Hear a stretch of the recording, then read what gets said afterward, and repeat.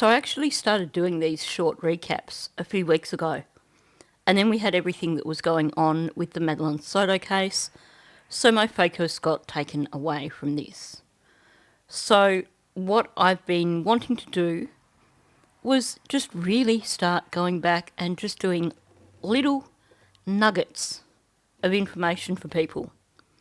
Basically going back to the start and looking at things that are factual, things that were actually said. Try to bring people back to reality, basically. Because there's so many different stories going around, so many new players that are in this whole game, and the stories just continuously change, and I think that a lot of people have just completely lost track of what the heck is going on. So I'm going to take us all back to what we do actually know.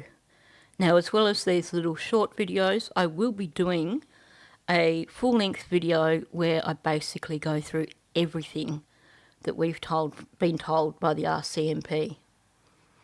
But in the meantime, these short videos that I'm going to do is taking another look at the things that have been said by Malehya and the things that have been said by Daniel. And I'm going to start with Malehya. So this video is looking at just one statement that was made by Malehya the day after the children went missing.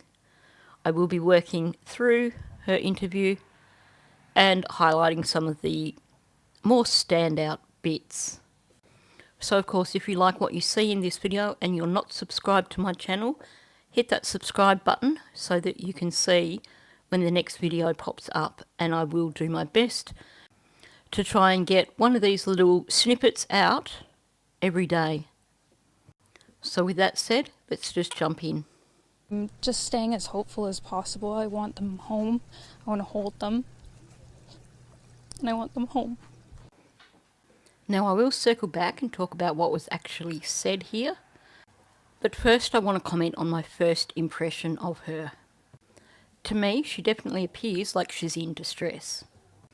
First of all, you can see that her brow is scrunched up, which I would certainly expect to see on someone who is in distress. You can see that pinched lower lip, and in combination with that, the raised up chin, both, again, being signs of distress.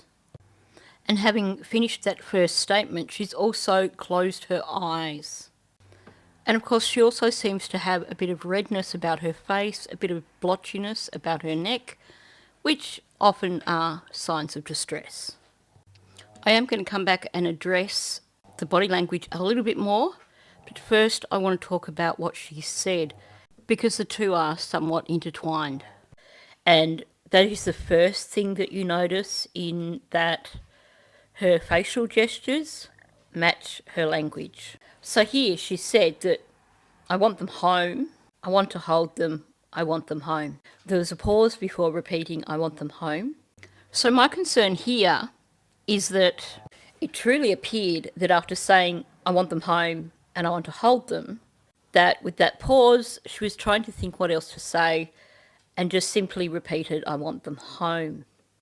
So I would have expected here to hear her say something about having concern for them, about being worried about where they are they warm, are they hungry, those sort of things.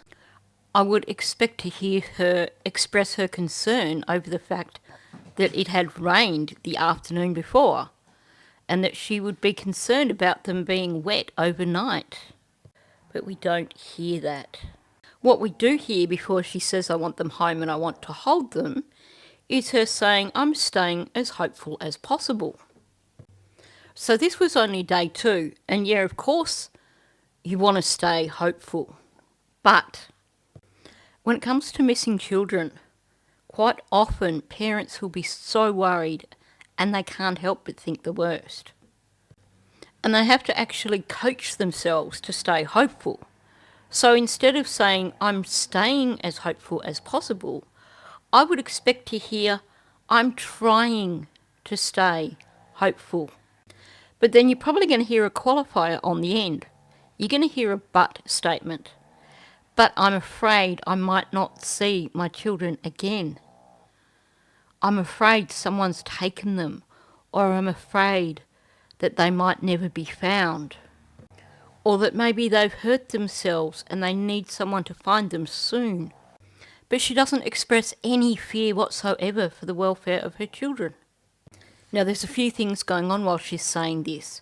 First of all, you see an increased blink rate. That is showing heightened anxiety or distress. And when she finishes saying, I want to hold them, she very distinctly looks away. She actually turns her head. Again, this seems to be another sign of distress. Straight after she says, I want them home for the second time, you see her look down and you get this asymmetrical look on her face. The corner of her mouth pinches in on one side. And generally when you see that sort of asymmetry, then it tends to be a sign of contempt or a sign of deception, or of course it could be both. So is she actually displaying contempt towards someone when she says, I want them home? Is this her body giving things away and telling us somebody is at fault for those children not being there? Not her, because obviously we wouldn't see that contempt, but she feels contempt towards someone who is responsible for those children not being home. Her language is not what I would expect from a mother who should, at this point in time, be terrified for the welfare of her children. And when you see this anxiety and distress in her body language and that sign of contempt over them not being around, I think there's definitely more going on here that she's not saying. And I can't help thinking that given the somewhat shallow statements, given her not expressing fear over what has happened or may be happening to her children, her lack of concern over them being hurt or them being cold from being wet overnight, to me that says she knows they're gone and they're not coming back.